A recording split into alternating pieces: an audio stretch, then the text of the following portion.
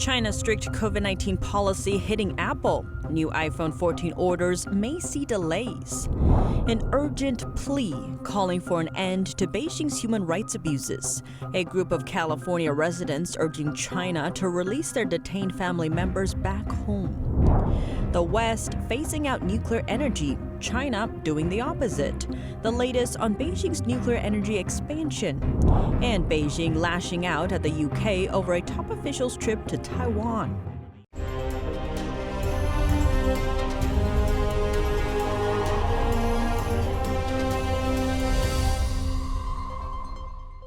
Welcome to China in Focus. I'm Tiffany Meyer. Before we turn to today's news, we'd like to thank the sponsor of today's episode, email and messenger app Secure. Every click, every post you do online is scanned and monitored. Big tech is watching.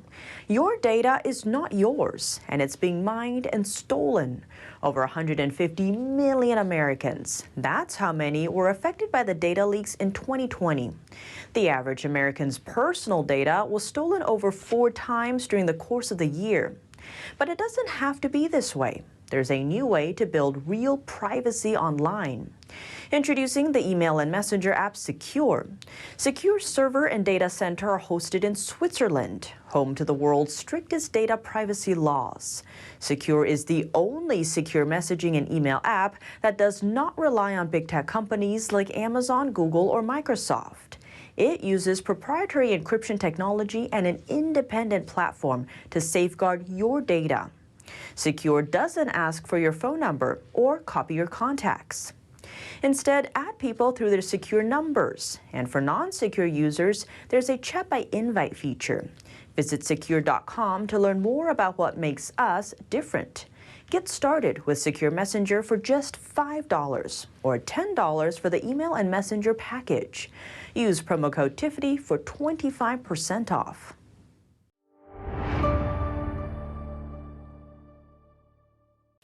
Orders for the new iPhone 14 Pro may come later than expected. One of Apple's largest suppliers is facing delays, sparked by China's COVID-19-driven lockdowns. Here's more.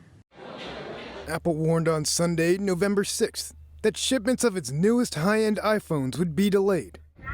That's after production at its main plant in central China was disrupted due to COVID-19. China has been hit by a resurgence of the virus, with nearly 5,500 new cases reported on Monday, November 7th. The Foxconn factory in Zhengzhou employs 200,000 people and is the world's largest iPhone plant. It has recently been rocked by discontent over stringent measures to curb the spread of the virus. Many workers have fled the site, prompting Foxconn to offer generous bonuses to retain staff. In a statement, Apple said, "The facility is currently operating at significantly reduced capacity. We now expect lower iPhone 14 Pro and iPhone 14 Pro Max shipments than we previously anticipated." Other global firms to be impacted by the COVID curbs include Estee Lauder and Canada Goose. Both have shut their stores in China and cut full-year forecasts. Over the weekend, Beijing doused speculation that it was considering easing its strict zero-COVID strategy. Those rumors had led to a surge in the price of Chinese stocks in Hong Kong last week.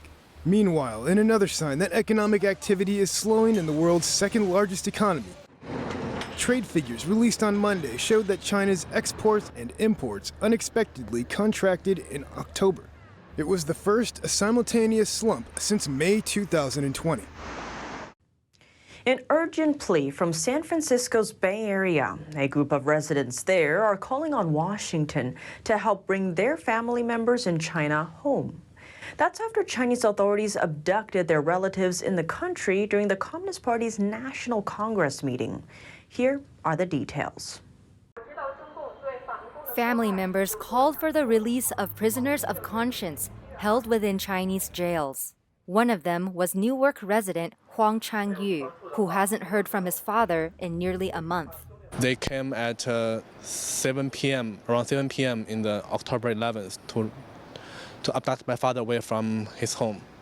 According to his aunt, police in the capital city of Beijing abducted his 66-year-old father, named Huang Yongchang, for his spiritual belief in Falun Gong. The They locked him in a detention center. The arrest came amidst the 20th National Congress for the Chinese Communist Party, or CCP. Sweeping political persecution often precedes large political events in the communist country. My father was distributing some messages in the social media. Obviously, it was noticed by the police. And I don't know the real reason. Right now, we are still trying to see why they just come to my home. We don't know the real reason. That's our guess. Huang hasn't given up hope of getting back in touch with his father, despite family members being restricted from visiting him. My appeal is that the U.S. government can help reach out to the Chinese government, the President Xi, and the local police station to tell them to release my father, who is innocent, who is just doing good for the society, but just insist on his belief in truthfulness, compassion, forbearance in Falun Gong. Liu Zhitong, an Alameda resident, is calling for the release of her 56-year-old mother, Kong Qingping. Police abducted her on October 22nd and sent to a detention center in the northeastern Manchurian city of Dalian. She is also a Falun Gong practitioner. Similarly, family members may not see her. I'm worried because I know the Chinese government brutally persecutes Falun Gong practitioners, so I'm worried she's now facing the same predicament. Friends and families voiced grave concern for Professor Huang and Mrs. Kong's safety. They worry that a show trial may take place, a common formality prisoners of conscience suffer in China. Liu, Huang, and others urge for an international appeal to release their family members immediately. As the West is aiming to phase out nuclear power, China is doing the opposite. The regime is expanding its nuclear energy. In China's northeastern Liaoning province, a newly built nuclear power plant is launching operations. The plant is set to provide heating for locals. It's the first nuclear power facility in the region, and the plant is also the largest electric energy investment in northeast China. Right now, over 50 nuclear facilities in China are in operation, with over 20 under construction. The country is also looking to expand its nuclear power capacity in the coming years. The president of China's Nuclear Society said the country may approve 6 to 8 new nuclear plants every year. Across the Pacific, the future of nuclear power in the U.S. remains uncertain. America has the world's most nuclear reactors, over 90 of them. They generate almost 20% of the nation's electricity, but 21 power plants are in the process of being decommissioned. 2 new reactors are under construction, but some companies that have the licenses to build the plants haven't moved forward. Across the U.S., different states have different political sentiments about nuclear power. California has a strong anti-nuclear sentiment, whereas in Illinois, the state legislature greenlit almost $700 million to keep nuclear reactors in operation. Over in Europe, Germany, Belgium, Spain, and Switzerland are considering phasing out nuclear power completely in 3 to 7 years, though plans in some countries have been halted due to the current energy shortage after Russia cut gas supplies to Europe. Canada seems to be getting more wary of Chinese firms. The nation ordered 3 Chinese companies to divest their investments in Canadian critical minerals, citing national security concerns.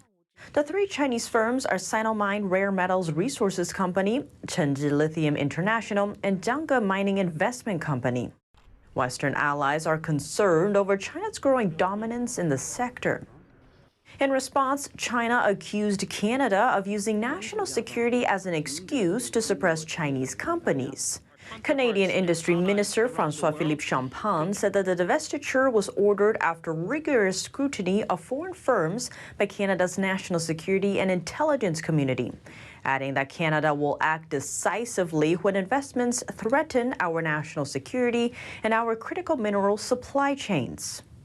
Canada has large deposits of minerals such as nickel and cobalt.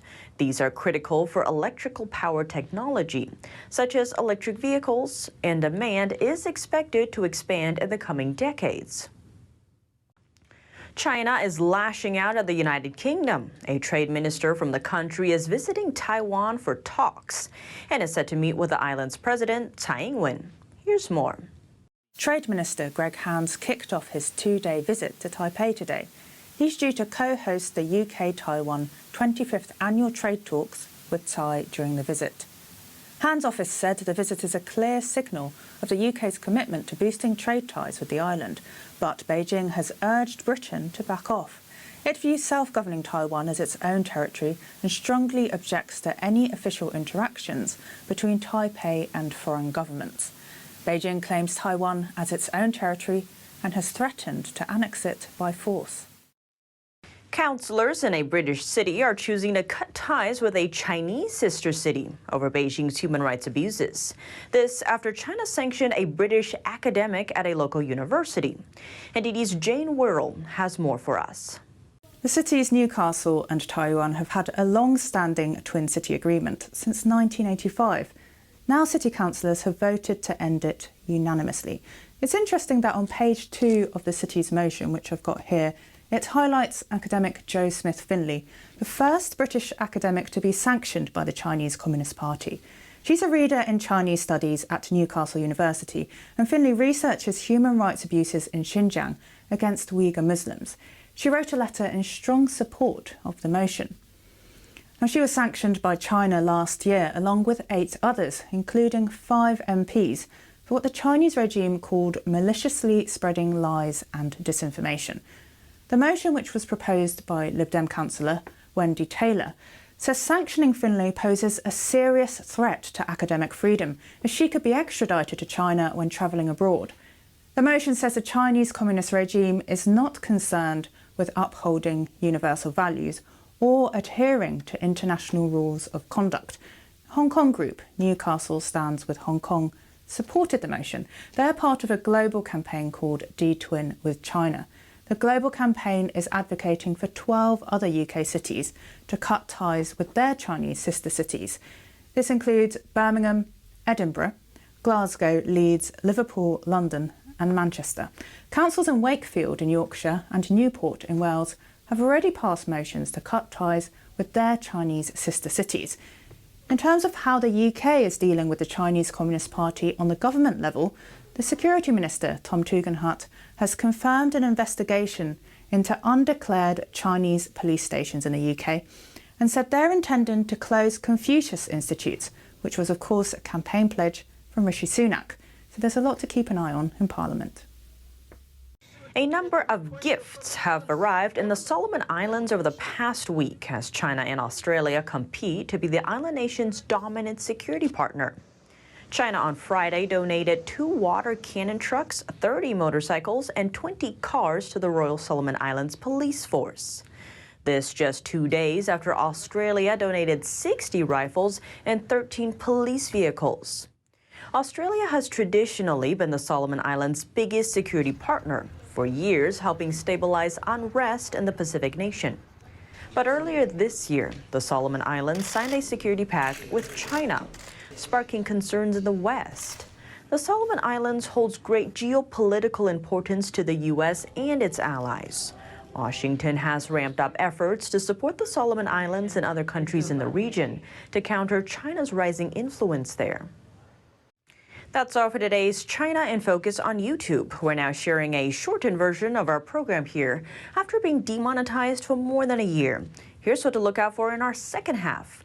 A push to ban TikTok. An official in charge of America's telecom watchdog is pushing to oust the app. But with the platform already a part of life for 80 million Americans, what's the next step? We hear from Arthur Herman, Senior Fellow at the Hudson Institute and Director of the Quantum Alliance Initiative, for details. The full episode is available on our partner platform, Epoch TV. To sign up, click the link down below. Thanks for watching China in Focus. I'm Tiffany Meyer. And before you go, we have a quick update. We'll be gone tomorrow as we have a special election coverage from our NTD team, but China in Focus will be back on Wednesday. See you then. Secure, the true solution for your digital privacy and security. Secure is a private and secure messaging and email solution hosted in Switzerland, using military-grade encryption and Swiss privacy laws, giving you true privacy. Secure is 100% private and does not collect or sell any of your personal data. Secure's Helix technology connects you securely to our Swiss servers without the need of a VPN, guaranteeing privacy and security for all your communications. Secure Messenger doesn't require your phone number or any personal data that hackers target. Chat by Invites allows you to chat privately and securely with anyone outside of your secure network without the need for others to download Secure. Secure Send offers you a private and secure way to email anyone outside of Secure. You won't find this level of privacy or security on any other email or instant messaging application. Visit secure.com. Regain and protect your privacy today.